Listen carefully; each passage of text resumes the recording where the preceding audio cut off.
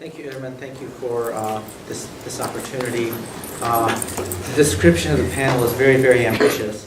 So I'm obviously not going to be able to talk about everything. I'm not going to address the Marrakesh Declaration at all, for I think it will be reasons that'll be clear once I do get to my comments. Can people hear me, or do I need to speak up? No. Louder. Okay, I usually don't have a problem not being loud enough, but I will try to be ever louder. Okay, so as the description to this panel suggests, the issue of citizenship has become a pressing question in contemporary Islamic thought. And while the premise of the panel is to consider what Islamic jurisprudence might say about citizenship, the panel itself, the description of the panel does not problematize what precisely is meant by the term citizenship. The term citizen has a history, of course, in political theory that is closely related to the ideal of democracy, a form of political organization in which all individuals participate in rule by ruling and being ruled in turn. There are many different ways of expressing this idea, but the basic point is that the idea of citizenship is closely related to the ideal of collective self-government. A people which makes its own laws and is responsible to itself through their own agency to enforce those laws is a people of citizens, right? Self-governing citizens. In contrast to that, i.e. a republic, you have a despotism. A despotism does not have citizens, insofar as individuals living in a despotic regime are in no way self-governing. In fact, the opposite is the case. Despotisms cultivate in the population a positive indifference to public life, such that displaying any interest in politics arouses suspicion, and in extreme cases may even lead to imprisonment or worse. From a legal perspective, however, citizen simply denotes a particular relationship between a state and a particular person, both from the perspective of international law on the one hand and from the perspective of the state's internal law on the other.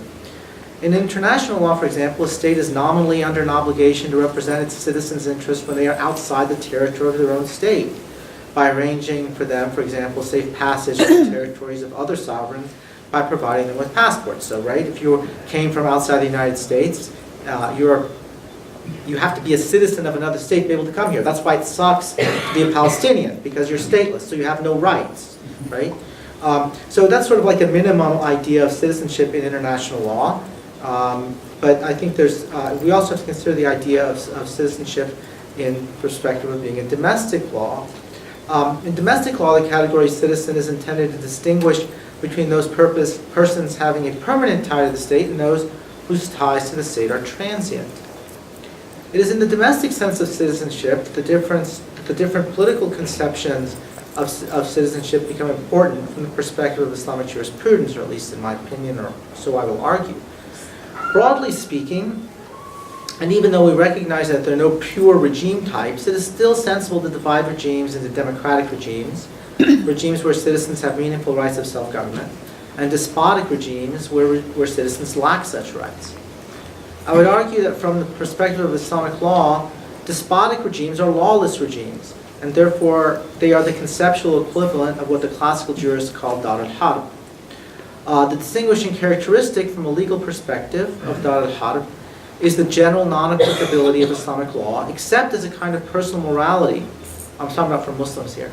And a minimum ethic of non-betrayal in dealing with non-Muslims. In other words, interactions between Muslims and non-Muslims in a lawless context is essentially transactional. You can think of a president who advocates that. Each party is expected to use bargaining to pursue and maximize its own interests. Right? That's in a lawless regime. One might say that in the post-World War II era, however, the majority of established Muslim religious authorities have striven mightily to sort of exile this concept from contemporary Muslim jurisprudence, and they cite the existence of things like the spread of international law and the existence of the United Nations and other kinds of international institutions to say that, well, Dar al-Harb, that was in the past, this is now, it has no contemporary salience. Now, certainly the sentiment, in my view, is very commendable, and the rejection of aggressive war as a matter of international law but the rejection of aggressive war as a matter of international law does not resolve the problem of internal aggression that a state might practice against its own people. And in a despotism, no one enjoys security of his rights against arbitrary actions of his own government. And if you read somebody like Shaybani, when he talks about hukm al-kufr or dar al-kufr or something like that, he has in mind an arbitrary state where the king does whatever he wants. He can kill people, he can enslave them, take their property, whatever he wants, that's the law, right? So that's how he thinks of dar al-harb. And so I would say a despotic state is a dar al-harb jurisprudentially, right? Because there's no security of person and property and right. So in that situation, where there's a lack of security against arbitrary deprivation of rights, we have the essential functional feature of dar al-harb. To the extent that is true, Muslim minorities, at least from a classical perspective, are entitled to act in a fashion calculated solely to secure their own interests. They have no duties of solidarity to anyone outside of the Muslim community in such a context. So it is on that basis that some Muslim minorities might choose to justify some kind of side deals with despotic orders on the ground that they are in the interest of the Muslim community. One might cite the situation of the Muslim community in apartheid South Africa as an example of such a paradigm. Living in a despotic regime, the Muslim community sought to make the best possible deal with the despot for itself, even if it indirectly supported the oppression of others. The advantage of this strategy is that, at least in favorable circumstances, it becomes possible for the Muslim community to assert for itself a meaningful degree of communal autonomy, whereby it can exercise a significant degree of Muslim self-governance. Again, maybe at the expense of other non-Muslims, right? But they're getting the best deal for themselves. Now, progressive Muslims in South Africa, however, rejected this strategy and instead chose to tie the destiny of the South African Muslim community with the destiny of the majority South Africans by actively resisting apartheid. Whether they knew it or not, they were expressing a conception of solidarity, of citizenship and solidarity with non-Muslims that presumed the possibility of shared political solidarity grounded in common humanity rather than shared belief. Progressive South African Muslims threw their lot in with the anti-apartheid movement based on an implicit understanding of democratic citizenship rooted in an ideal of what I'll call deliberative democracy. The ideal of deliberative democracy is grounded in the notion that governmental power can only be justified when it's based on reasons that are accessible to our common human reason. The blatant injustices of apartheid, along with the universalism of Islam, I think made it relatively easy to convince large and important segments of the South African Muslim community that continued collaboration with the apartheid regime, even if it brought certain benefits to the Muslim community, could not be Islamically justified, insofar as it made Muslims complicit in the oppression of black South Africans, and ultimately, of course, interfered with the universal mission of Islam. Citizenship in a deliberative democracy seems attractive for all the reasons that this despotism is so unattractive. It promises complete freedom and security against arbitrary deprivation of right, so that, in theory at least, one is no longer choosing between interest and principle. Unlike the case of minority community and despotism, however, a minority in a deliberative democracy need not worry about its fate should its favorite despot or the despotic regime crumble. Its security is safeguarded by a common understanding of right that is beyond the vicissitudes of retail politics. But not all is rosy for minority Muslim community in a deliberative democracy committed to an ideal of common reason as the sole basis for legitimate political decision-making. Even if this is articulated as solely a political ideal, the ideal of common reason inevitably seeps into matters governed by normative religious doctrines that are not constituted by common reason, but by reason specific to Islam and dependent not only on acceptance of Islam as true in a general sense, but also on a fairly robust set of secondary and tertiary theological assumptions and inferences regarding the meanings disclosed in Revelation that generally require many, many years of specialized study to master, and thus as a practical matter are not a part of common reason, not only common reason with non-Muslims, but even among Muslims themselves. This reality means that citizenship in a deliberative democracy will inevitably undermine internal Muslim coherence as secondary and tertiary commitments gradually drop away, insofar as the median Muslim can no longer make sense of them, and the community lacks institutions of self-government sufficiently strong to compel adherence. While Muslims living in Western democracies might not grasp the theoretical aspect of the problem, they all tacitly agree that some kind of internal differentiation among various Islamic commitments into primary, secondary, and tertiary is required in order to make it possible for Muslims to function properly as democratic citizens. Hence the whole project of fiqh al-aqaliyat, which is basically an attempt to rank order what are really important Islamic commitments as opposed to what are peripheral commitments that one can dispense with in good faith. However, they may disagree internally, sometimes strenuously, on how to distinguish among these various commitments.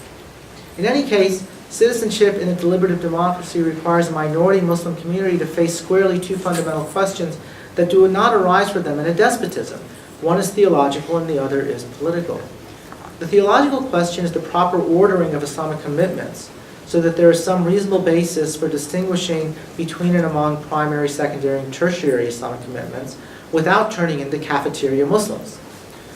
The second challenge is the political one of what kind of institutions should they create for themselves to produce, reproduce, and enforce this common conception of Islam in the context of a deliberative democracy as a free association rather than as a compelled association. Based on my experience in North America, more progress has been made on the first question, but very little has been made on the second. But that is not to say that enough progress has been made with regard to the first question at all. Finally, there's a third kind of citizenship that needs to be considered, citizenship in a state that is neither pure despotism nor pure deliberative democracy.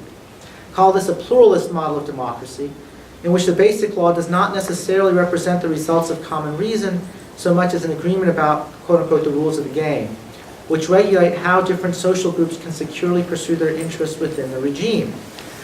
Unlike a despotism, certain rights are firmly established and can be enjoyed securely. Unlike a deliberative democracy, however, there is no attempt to ground law in common reason. Rather, the task of politics is to assemble a temporary and potentially ever-changing majority coalitions at the appropriate level of government to pass specific legislation designed to further the interests of that coalition. Such a regime may be described as a despotism of the majority, insofar as the majority does not need to justify its decisions in any meaningful sense of the minority, except to the extent that they need to prove that they haven't violated any basic rights. This is, practically speaking, the state of affairs in the United States, where majorities can exercise their power virtually without limit, provided they do so within the bounds of the Constitution. Accordingly, local majorities that are hostile to abortion rights, for example, and despite the constitutional right to an abortion, can nevertheless pass numerous laws that effectively encumber this right, as long as they don't violate the right itself. So too, anti-Muslim coalitions can pass numerous laws, or even more easily block new laws, based on anti-Muslim animus, even as they formally respect the basic constitutional rights of Muslims. Right? Same thing with free speech, and we were just in the BDS workshop if you were there. There are all sorts of ways that you can interfere with people's rights in the United States, short of actually abrogating the right, and people do it all the time and feel no compunction in doing so. On the other hand, what's sauce for goose is sauce for the gander, so to speak. And so groups that are losers in one jurisdiction might be part of winning coalitions in another. Accordingly, this pluralist model of democracy, at least in a country as large and as diverse as the US, offers Muslim minorities the opportunity to live in regions where it is more likely that they can be part of a majority coalition that will be more sympathetic to their interests. It is not surprising in light of this that Muslims in the US are more likely to be urbanites, where their concentrated presence can play an effective, even if limited, role in assembling local majorities where their voice can be meaningfully heard on at least some issues. So it's not surprising that New York City, for example, would recognize Eid as a school holiday, while Augusta, Georgia does not. In the specific context of the United States, the dynamics of pluralist democracy as I described them, however, raise particular problems for Muslims. Those Americans who are generally the most sympathetic to Muslims are, in the ordinary course of things, the least religious in their personal lives, and are generally suspicious or even hostile to traditional religion. On the other hand, those Americans who are most committed to historical monotheistic religions, and thus might naturally be thought of having a predisposition to share with Muslims many substantive moral values, are in fact fanatically hostile to Muslims, and even express a desire to exclude them from any sort of constitutional protection whatsoever, hence the anti-Sharia legislation, claims that Islam is not a religion, etc. In the American context, at least, pluralist democracy leaves American Muslims, especially at the national level, extremely vulnerable to the ups and downs of the election cycle. In the last presidential election cycle, for example, the Voice of America reported that there were at least 1 million registered Muslim voters. Even assuming that this figure understates the total number of Muslim voters by 1/2, that would still mean that Muslim voters accounted for only 1.5% of the total 129 million votes cast in 2016. And that would have been a record Muslim turnout. These numbers mean that